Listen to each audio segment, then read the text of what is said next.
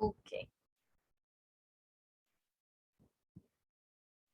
मुझे ये बताएं कि आप लोगों के इंस्टीट्यूट में फिजियोलॉजी का सिलेबस कहाँ तक पहुंच गया है, और आपके इंस्टीट्यूट वाले सिलेक्टिवली कौन से बुक को रेफर कर रहे हैं कि आप लोग इससे काम करो या इससे पढ़ो तो ज्यादा बेहतर है।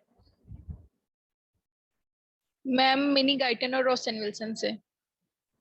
ओके। और सिलेबस कितना हो गया, मतलब कौन से मेजर मेजर टॉपिक्स कवर हो गए हुए हैं?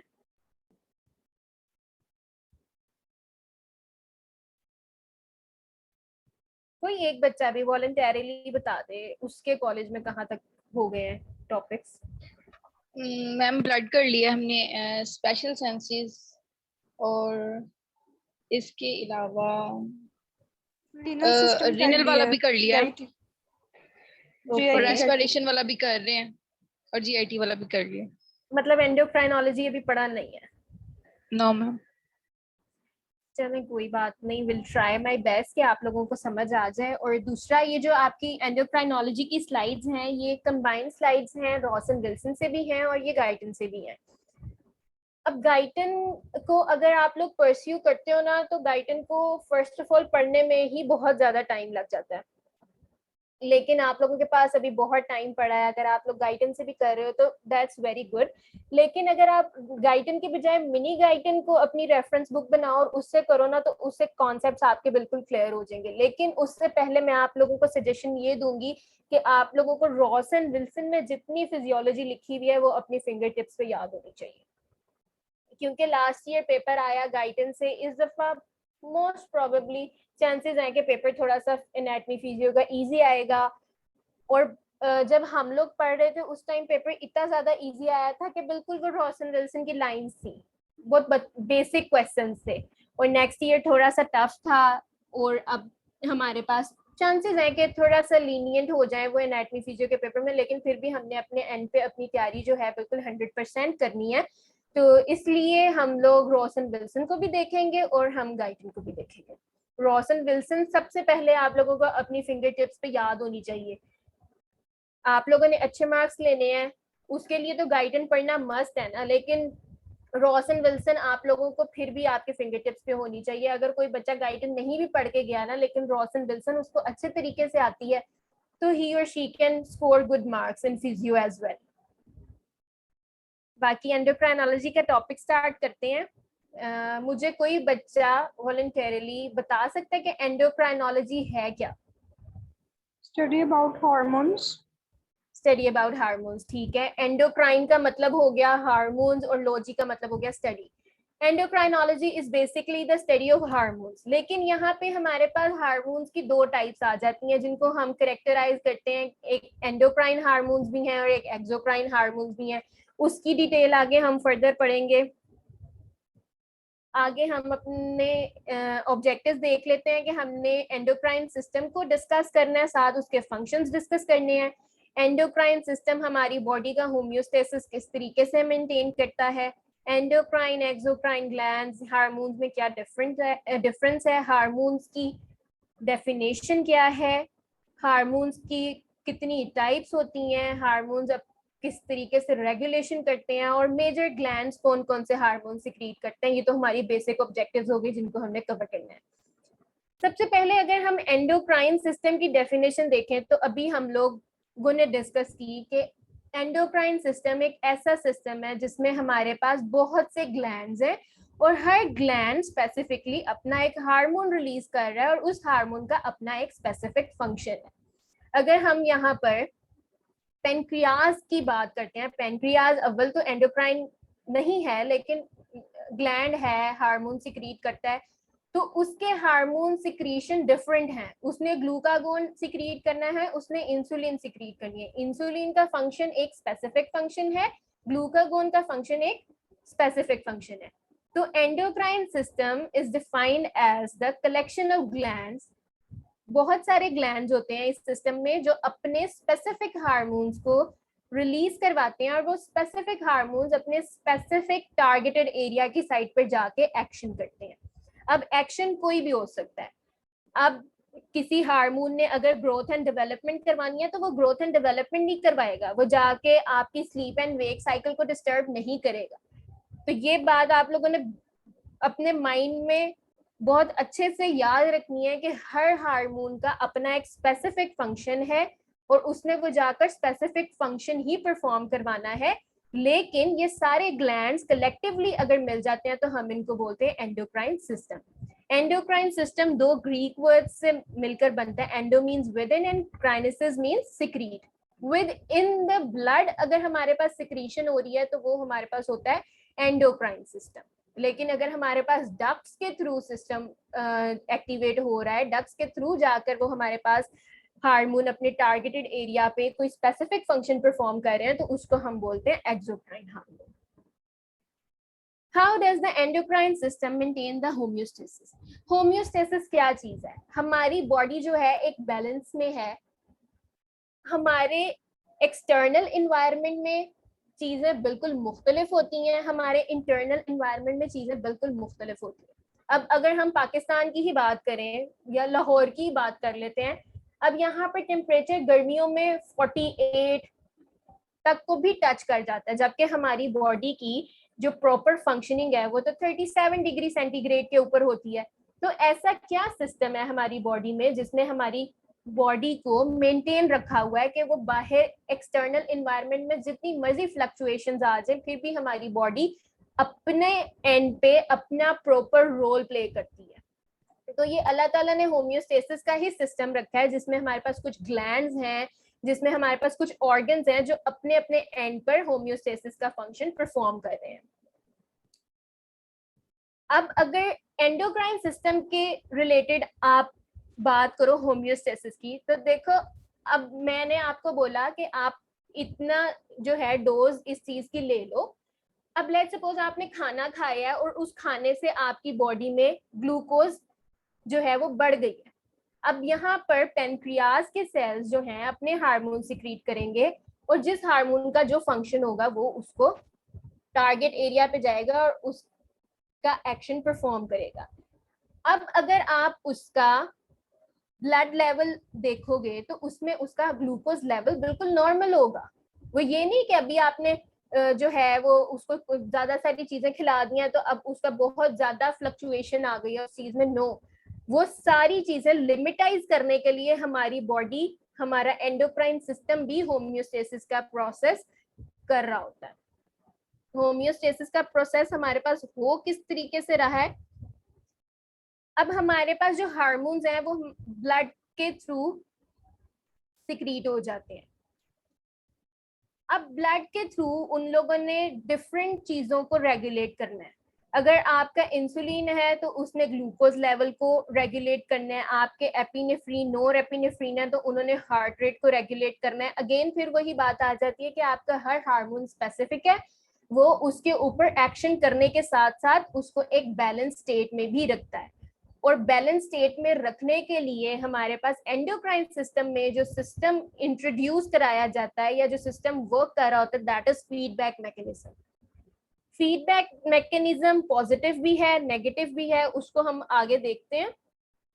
बट होम्योस्टेसिस जो हमारी मेजरली किस वजह से हो रही है, फीडबैक मैकेनिज्म की वजह से हो रही है। जब हमारे पास कोई भी ग्लैंड्स अपने हार्मोन सिक्रीट करते हैं, या तो वो ब्लड स्ट्रीम में जाएंगे या फिर वो लिम्फ नोड्स में जाएंगे, वो होम्योस्टेसिस का प्रोसेस भी करेंगे। वो जिस साइट ऑफ एक्शन पे जो एक्शन परफॉर्म करने गए हैं वो उसको भी मेंटेन करेंगे। और जो हार्मोन जिस एक्टिविटी के लिए स्पेसिफिक है, जिस तरीके से अगर हम ग्रोथ हार्मोन की बात कर रहे हैं तो वो जाके ग्रोथ एंड डेवलपमेंट करवाएगा। अगर हम मेलाटोनिन की बात कर रहे हैं तो वो हमारी sleep wake cycle, circadian rhythms में काम कर रहा है। अगर आप लोग इंसुलिन और ग्लूकागोन की बात करते हो तो वो आपके ग्लूकोज लेवल को मेंटेन करने में हेल्प कर रहे हैं। तो बेसिकली हमारे पास जितनी भी एंडोक्राइनोलॉजी है ना, इन मेजर स्टेप्स के अराउंड रिवॉल्व करेगी। और इसके बेसिक फंक्शंस भी यही हैं कि इसने आपके सारे फंक्शन, स्लीप वेक साइकिल, आपके रिप्रोडक्शन के प्रोसेसेस, आपके यूरिनरी सिस्टम के प्रोसेसेस एंड व्हाटसोएवर, वो सारे हमारे पास नर्वस सिस्टम तो कंट्रोल करता ही करता है, उसके साथ साथ हमारे पास एंडोक्राइन सिस्टम भी प्रॉपरली वर्किंग कर रहा होता है। एंडोक्राइन सिस्टम और नर्वस सिस्टम में क्या डिफरेंस है? नर्वस सिस्टम, कोई मुझे बताएगा नर्वस सिस्टम में हमारे पास किस तरीके से मैसेज कन्वे होता है ब्रेन तक या रिसेप्टर ऑर्गन तक?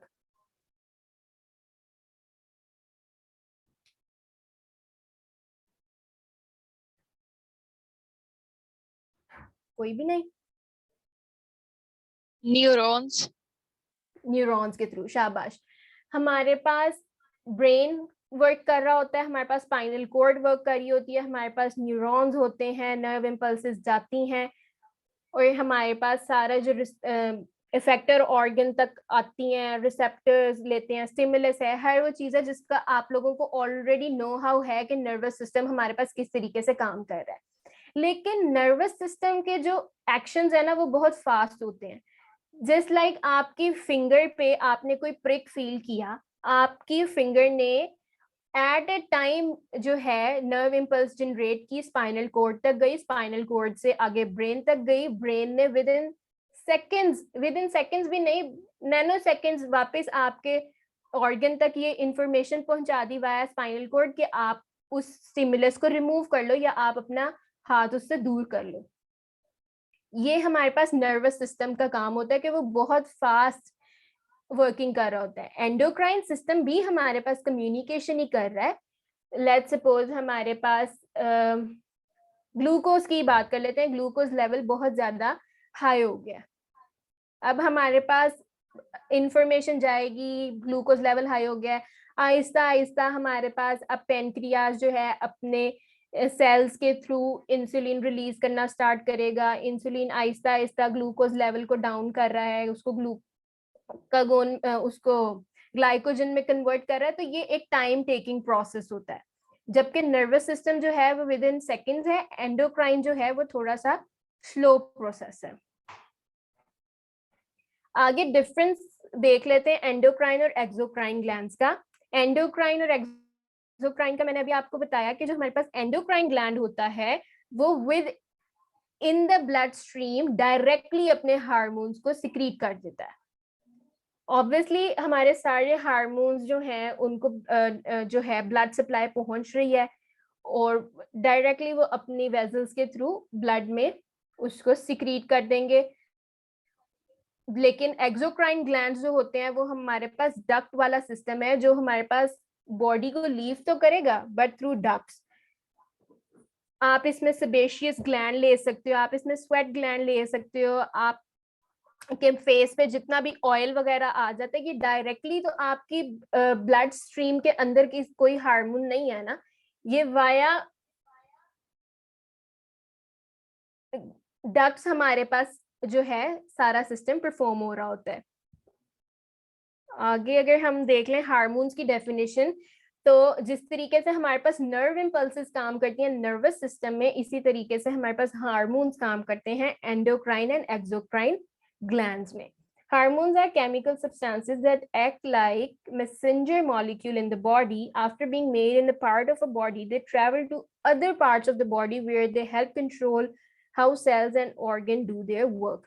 ये बात जब से हमने टॉपिक स्टार्ट किया हम डिस्कस कर रहे हैं कि हर ग्लैंड ने स्पेसिफिक हार्मोन रिलीज करना है, और वो हार्मोन क्या है, वो हार्मोन एक मैसेंजर का काम करेगा, और वो मैसेंजर जिस तरीके से नर्व इम्पल्सेस जाकर बताती हैं, वो मैसेंजर जाके बॉडी को बताएगा कि आपके पास ये चीज की कमी हो गई है या ज्यादती हो गई है, और आगे से ग्लैंड्स जो हैं उसको सिक्रीट करेंगे और उसको बैलेंस आउट करेंगे, उसको होम्योस्टेसिस की पोजीशन में वापस लेके आएंगे।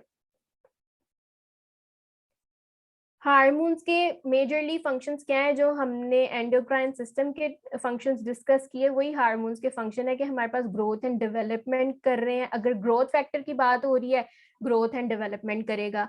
फूड मेटाबॉलिज्म की बात हो रही है, इसमें आपके पास जो पेनक्रियाज के सेल्स भी इन्वॉल्व होते हैं, इसमें आपके स्टमक के सेल्स भी इन्वॉल्व होते हैं।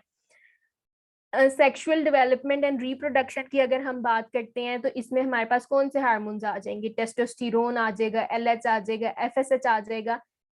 Different hormones different function perform कर रहे हैं, maintaining blood body temperature, controlling thirst, regulating mood and cognitive functioning. इन सारों में हमारे पास सिलेक्टिव हार्मोन्स अपना अपना सिलेक्टिव फंक्शन परफॉर्म कर रहे हैं। ये एक इम्पॉर्टेंट और इंटरेस्टिंग चीज है कि हार्मोन्स की कितनी टाइप हो सकती हैं। अब हमारे लिए ये एक है कि हार्मोन्स हैं, रिलीज हो रहे हैं और वो जाके अपना स्पेसिफिक फंक्शन परफॉर्म कर रहे हैं, लेकिन हार्मोन्स की भी कुछ स्पेसिफिक क्राइटेरिया है जिसके ऊपर वो डिवाइड किए गए हैं। हार्मोन्स अगर स्पेसिफिकली काम कर रहे हैं तो सिर्फ इस क्राइटेरिया की बेस पे कि उनको हमने क्लासिफाई कर दिया कि ये हार्मोन्स की अगर कैटेगरी है तो ये इस फंक्शन तरह के फंक्शंस परफॉर्म कर रही है, दूसरी कैटेगरी दूसरे फंक्शंस में अपना रोल प्ले कर रही है। इसमें हमारे पास 3 टाइप के एक्शंस आते हैं। हार्मोन्स 3 तरीके से काम करते हैं, या तो वो अपनी साइट ऑफ एक्शन को देखेंगे। साइट ऑफ एक्शन से क्या मुराद, एक हार्मोन अगर अपने से एक हमारे ऑर्गन ने एक हार्मोन रिलीज किया और वो हार्मोन ने उसी ऑर्गन के ऊपर वर्किंग स्टार्ट कर दी, ये भी हमारे पास एक साइट ऑफ एक्शन हो सकती है। अगर हमारे ग्लैंड ने एक हार्मोन सिक्रीट किया और उस हार्मोन ने किसी और जगह पर जाके, किसी और सेल पे जाके या किसी और ऑर्गन के ऊपर अपनी फंक्शनिंग की, वो भी एक साइट ऑफ एक्शन हो सकता है। तो साइट ऑफ एक्शंस के हिसाब से हार्मोन्स डिवाइडेड हैं, हार्मोन्स की केमिकल स्ट्रक्चर की बेसिस पे वो डिवाइडेड हैं, और हार्मोन्स एक्वस मीडिया में सोल्यूबल हैं नहीं हैं, इस पे भी हम हार्मोन्स को डिवाइड कर सकते हैं। सबसे पहले अगर हम एक्वस मीडिया की सॉल्युबिलिटी की बात करें तो ये तो हम बहुत टाइम से पढ़ते आ रहे हैं और हमें इसकी बेहतर तरीके से नो हाउ है कि हमारे पास 2 टाइप की चीजें हो सकती हैं, या हाइड्रोफिलिक है या हाइड्रोफोबिक है या लिपोफिलिक है, जिसको हम हाइड्रोफोबिक भी कह सकते हैं। जो वाटर सोल्यूबल होंगी that are definitely known as hydrophilic, लेकिन जो नहीं है वो हाइड्रोफोबिक है। लेकिन कुछ जो होती हैं लिपोफिलिक भी होती हैं, वो लिपिड्स में सोल्यूबल होती हैं। तो इस चीज के ऊपर तो कंफ्यूजन वाली कोई बात नहीं है कि हमें इसका नहीं पता। अगर हम इनकी साइट ऑफ एक्शन की बात करें तो हमारे पास 3 टाइप के हार्मोन्स होते हैं, autocrine, paracrine and endocrine. Auto means itself, automatic और खुद ब खुद ही वर्किंग कर रहा है। तो इसके नेम से ही पता चल रहा है कि ऐसा हार्मोन कि जिसको जिस ऑर्गन या जिस सेल ने सिक्रीट किया है इसने उसी के ऊपर वर्किंग करनी है। लेट्स सपोज आप इसकी एग्जांपल इस तरीके से ले सकते हो कि आपने अपने घर में खाना बनाया है और वो खाना आपके अपने ही घर वाले खा रहे हैं, that is known as autocrine. लेकिन आपने आज ज्यादा खाना बना लिया है और आपने कोई खत्म वगैरह करवाया है, या कोई आप कह रहे हो कि आज ज्यादा बन गया, तो हम उनको अपने नेबरिंग एरियाज में भी जो है वो डिस्ट्रीब्यूट कर देते हैं, तो वो पैराक्राइन हार्मोन्स की कैटेगरी में चला जाएगा। ऑटोक्राइन हार्मोन वो हार्मोन होगा जो सेल सिक्रीट करेगा और साइट ऑफ एक्शन भी उसी सेल के ऊपर हो रही होगी। लेकिन पैराक्राइन हार्मोन्स हमारे पास वो हार्मोन्स हैं जो अपने नेबरिंग सेल्स को इफेक्ट कर रहे होंगे। और एंडोक्राइन हार्मोन जिस तरीके से एंडोक्राइन सिस्टम एक्ट करता है उसी तरीके से काम करेंगे कि ये ब्लड में सिक्रीट हो जाएंगे और जो भी टारगेटेड एरिया होगा, जहां पे भी कोई मसला होगा या जहां पर हमने किसी चीज का बैलेंस मेंटेन करना होगा, ये उस साइट ऑफ एक्शन पे जाके वर्किंग करेंगे। अगर केमिकल बेसिस की हम बात करें तो 4 टाइप के हार्मोन्स हैं हमारे पास। पेप्टाइड हार्मोन्स हैं, हमारे पास लिपिड होंगे, हमारे पास अमाइनो एसिड्स होंगे, हमारे पास स्टीरॉइड्स होंगे। पेप्टाइड और प्रोटीन दो कपड़े डालना फिर उन्हें बात करते आ जाओ अगर ना दे बर्तन बर्तन अपने होनी ना। बच्चे काइंडली अपना माइंड म्यूट कर लो।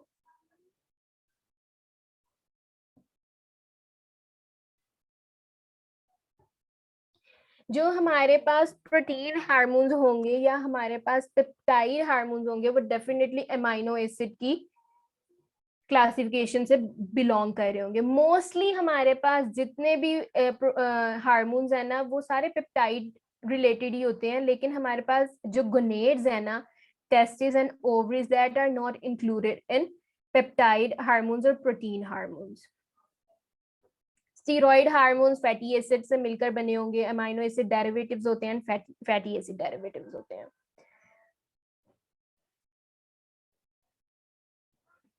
आगे वही बात आ गई जो मैंने अभी आपको एक्वस मीडिया की बताई है। हाइड्रोफिलिक हार्मोन्स होते हैं, लिपोफिलिक हार्मोन्स होते हैं। हाइड्रोफिलिक हार्मोन्स जो हैं वो हमारे पास सोल्यूबल इन एक्वस मीडियम, मतलब वो हमारे वाटर में सोल्यूबल हैं। अगर हाइड्रोफिलिक हार्मोन्स की क्वांटिटी हमारे ब्लड में ज्यादा हो जाती है तो डेफिनेटली वो वाटर सोल्यूबल है, वो किडनी से फिल्टर आउट होंगे और फिल्टर आउट होके वो यूरिन में एक्सक्रीट कर जाएंगे। लेकिन लिपोफिलिक हार्मोन्स जो है ये अगर हमारे पास इंक्रीज कर जाते हैं तो ये हमारे पास यूरिन में एक्सक्रीट आउट नहीं कर पाएंगे। यहाँ से अगर मैं आप लोगों से एक क्वेश्चन करूं, एक एमसीक्यूज पूछूं कि हमारे पास जो लिपोफिलिक हार्मोन्स हैं वो हमारे पास लिपिड सोल्यूबल है, मतलब वो लिपिड बाइलेयर पे अटैच हुए हैं या वहां जाकर अटैच होते हैं।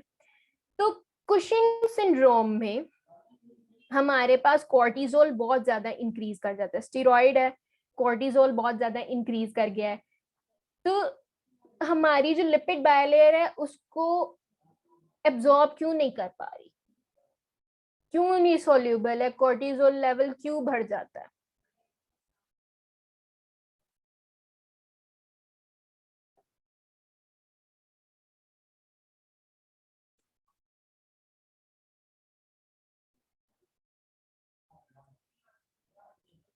कोई वॉलंटरीली इस क्वेश्चन का आंसर देना चाहेगा?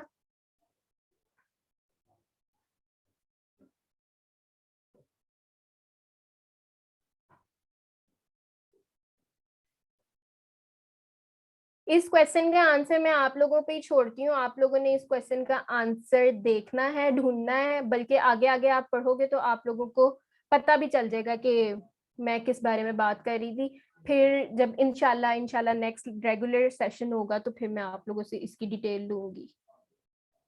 It's up to you guys कि आप लोगों ने इसका आंसर ढूंढना है। Mechanism of hormones. हार्मोन्स हमारे पास दो तरीके से काम करते हैं, एक डायरेक्ट जीन एक्टिवेशन है, एक सेकंड मैसेंजर सिस्टम है। नेम इंडिकेट्स कि डायरेक्ट जीन एक्टिवेशन जो है वो डायरेक्टली हमारे पास हार्मोन सिक्रीशन करवा रही है।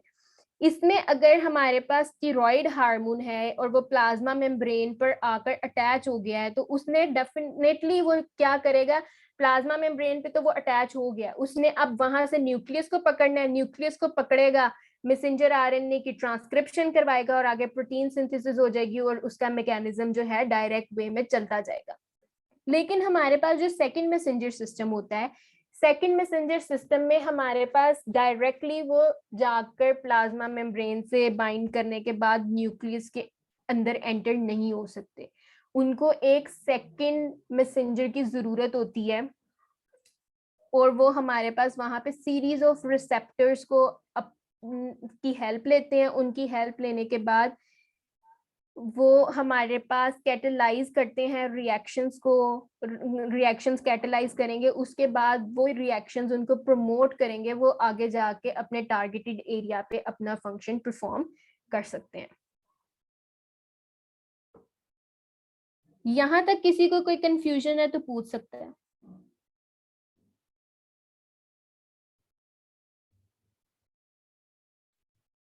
किसी का कोई क्वेश्चन हो, किसी को कोई स्लाइड समझ में ना आई हो, कोई चीज दोबारा पूछनी हो तो यू कैन आस्क। मैम इससे पहले जो स्लाइड थी वो एक दफा रिपीट कर दें। जीन एक्टिवेशन डायरेक्ट जी वही वाली। अच्छा, जीन एक्टिवेशन में मोस्टली हमारे पास जो है ना स्टेरॉइड हार्मोन्स होते हैं। अब स्टेरॉइड हार्मोन्स क्या करते हैं, स्टेरॉइड्स में हमारे पास ऑब्वियसली फैट्स आ जाएंगे और हमारे पास लिपिड्स की तो बाइलेयर होती है, बिल्कुल ही प्लाज्मा मेम्ब्रेन के ऊपर लिपिड्स आर प्रेजेंट देयर। तो स्टेरॉइड हार्मोन्स क्या करते हैं कि वो हमारी प्लाज्मा मेम्ब्रेन पे, सेल मेम्ब्रेन पर आते हैं और आते ही उसमें डिफ्यूज करके रिसेप्टर्स के साथ बाइंड कर जाते हैं।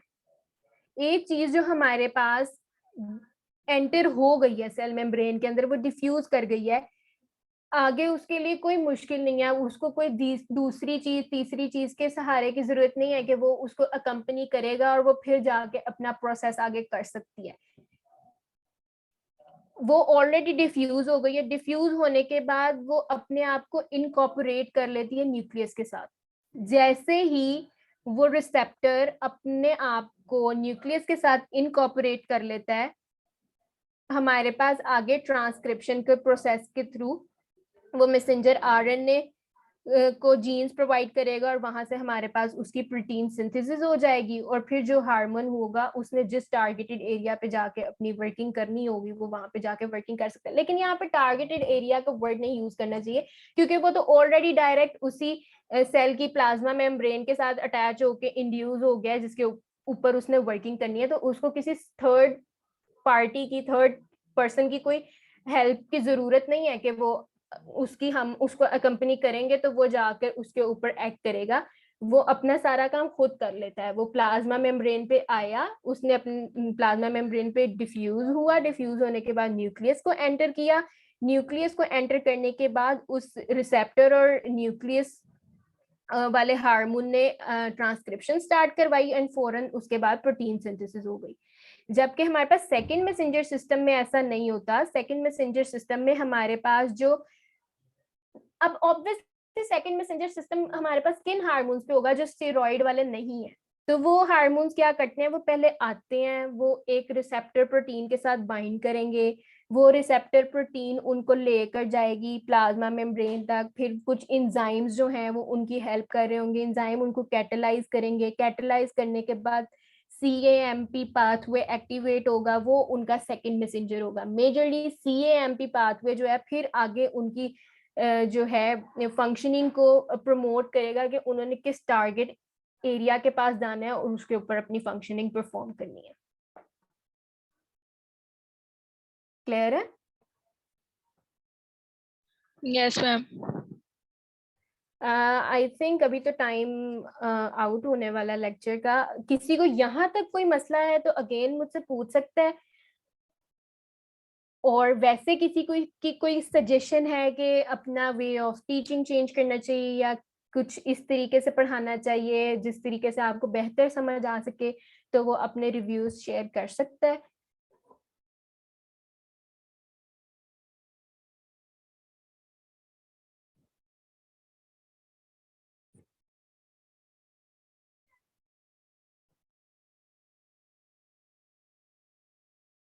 आई होप सारों को समझ आ गई है।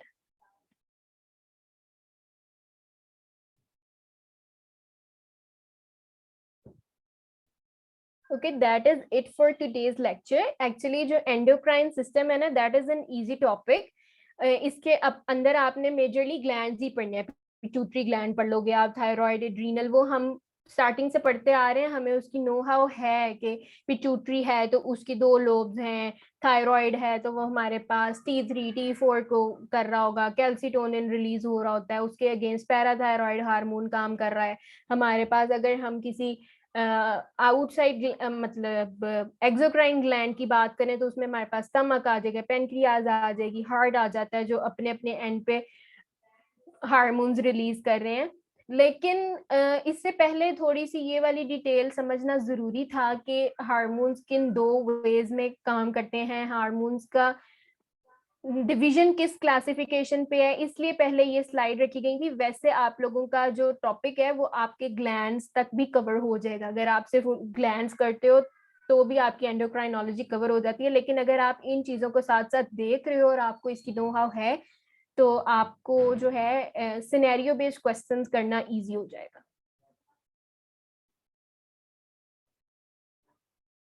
Okay ma'am. मैम पहले आप रोशन विल्सन से करवाएंगी या दोनों साथ साथ ही, गाइडन और रोशन विल्सन, ये बता दें। डियर सीन इज के अगर मैं आप लोगों को 2 सेशंस रखूंगी ना, कि मैं एक दफा आपको रोशन विल्सन से करवाऊं, एक दफा मैं आपको गाइडन से करवाऊं, तो उसमें ना आप लोग भी कंफ्यूज हो जाओगे और टाइम भी ज्यादा लगेगा। ऑलरेडी हमारे पास जो है ना सब्जेक्ट्स बहुत ज्यादा हैं फर्स्ट ईयर के ना, as compared to second year. अगर हम बात करें तो फर्स्ट ईयर में बेसिक सब्जेक्ट्स हैं और बच्चा जो है एक हाई स्टैंडर्ड तक आता है, उस चीजें समझने में, किताबों को ढूंढने में, किससे पढ़ना है, इधर से देखें उधर से देखें, काफी चीजें ऑलरेडी ना मैसअप हो चुकी होती हैं।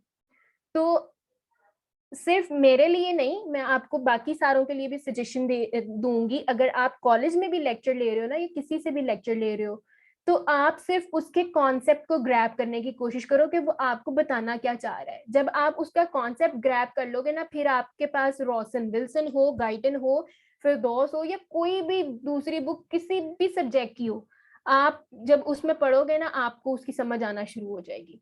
अगर आपके पास कॉन्सेप्ट नहीं है ना तो आपको रॉस एंड विल्सन भी मुश्किल लगेगी। Okay ma'am. किसी और का कोई क्वेश्चन है तो जल्दी जल्दी पूछ लो, मीटिंग एंड होने लगी है।